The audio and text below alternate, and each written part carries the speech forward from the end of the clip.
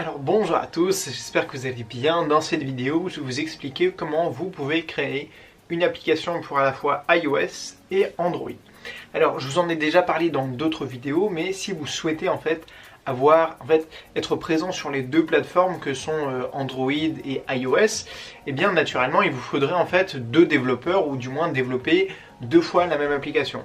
Encore une fois, je vous en ai déjà parlé, mais il existe des outils qui permettent en fait de développer des applications qu'on appelle multiplateformes. Et du coup, l'outil que j'utilise personnellement s'appelle Ionic, et je voulais en fait dans cette vidéo vous expliquer finalement comment est-ce que je fais avec Ionic pour créer des applications iOS et Android. Donc ce que vous devez savoir, c'est que finalement avec Ionic, au départ, vous codez sur votre navigateur internet. C'est-à-dire que vous codez en fait pas directement sur un émulateur, c'est-à-dire sur une simulation d'iPhone ou de téléphone Android, mais directement sur votre navigateur internet, votre navigateur web. Donc vous allez faire tout le travail esthétique, des fonctionnalités que vous voulez ajouter. La plupart des fonctionnalités sont également disponibles sur votre navigateur, à l'exception par exemple du moment où vous devez par exemple prendre des photos avec votre smartphone. Tout ça va falloir le faire directement par contre avec des simulateurs directement sur iOS ou Android. Mais finalement vous pouvez quasiment tout coder depuis votre navigateur internet. Et du coup, qu'est-ce qui se passe une fois que vous avez codé toute votre application ? Ce que vous allez faire en fait, ce que va vous permettre de faire Ionic, c'est que vous allez générer en fait une application iOS et une application Android. Donc notamment, il y a quelques lignes de commande à entrer dans votre terminal ou dans votre console. Tout ça, c'est des choses dont je parle dans mes tutoriels pour apprendre à développer des applications mobiles. Donc vous entrez ces lignes de commande et en fait, vous avez un projet par exemple Xcode qui est généré et un projet Android Studio. Notamment pour le projet Xcode, c'est un projet, c'est l'extension Xcode qui va vous permettre directement de créer votre, vous allez double-cliquer sur le fichier et vous allez ouvrir en fait votre application depuis Xcode et là vous allez pouvoir lancer par exemple le simulateur un émulateur, que ce soit un iPad ou un iPhone par exemple, selon les versions que vous voulez avoir.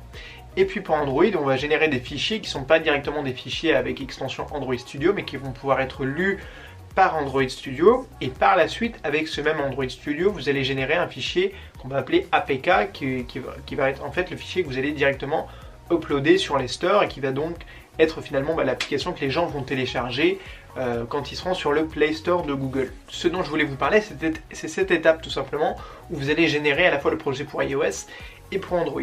Ce que vous devez savoir, c'est que du coup, par exemple, si vous voulez développer une application pour iOS, vous devez en fait être sur macOS et avoir en fait le logiciel Xcode si vous souhaitez publier une application iOS. En revanche, si vous voulez publier par exemple sur Android, vous pouvez être sur Windows, sur Mac et même sur Linux. C'est toujours possible. Et enfin, si vous êtes sur Mac, vous pouvez également publier des applications à la fois pour iOS et pour Android. C'est d'ailleurs pour ça que moi, j'ai personnellement un MacBook Pro. Voilà, donc tout simplement pour vous expliquer que effectivement c'est possible de créer des applications pour à la fois iOS et Android. Encore une fois, c'est un choix stratégique, c'est un choix au niveau du rendement et du temps que ça prend de développer tout simplement des applications.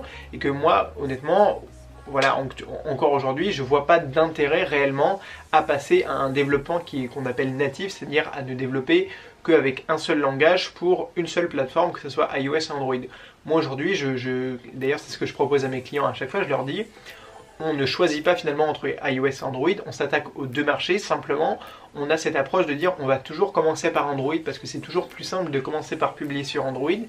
Et finalement, la publication sur iOS se fait juste après, quand on a bien installé le produit, quand on a bien installé l'application, parce que c'est là, finalement, que c'est un petit peu plus compliqué en termes de publication. Effectivement, iOS, il y a plus de restrictions quand même, beaucoup plus que même sur le Play Store.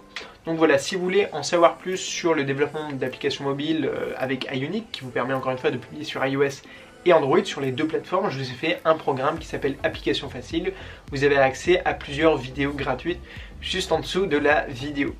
Voilà, moi de mon côté, je vous dis à très vite sur la chaîne YouTube. N'oubliez pas de vous abonner à la chaîne, mettez un like à la vidéo et mettez-moi dans les commentaires si vous avez des questions en particulier par rapport au développement d'applications mobiles. Je vais essayer de vous faire plein d'autres vidéos où je vais vous expliquer vraiment en détail à quoi ça ressemble finalement de développer des applications mobiles avec l'outil Ionic et du coup à la fin sur iOS et Android. Moi je vous dis à très vite sur la chaîne YouTube et surtout n'oubliez pas de rêver très grand. Allez, salut!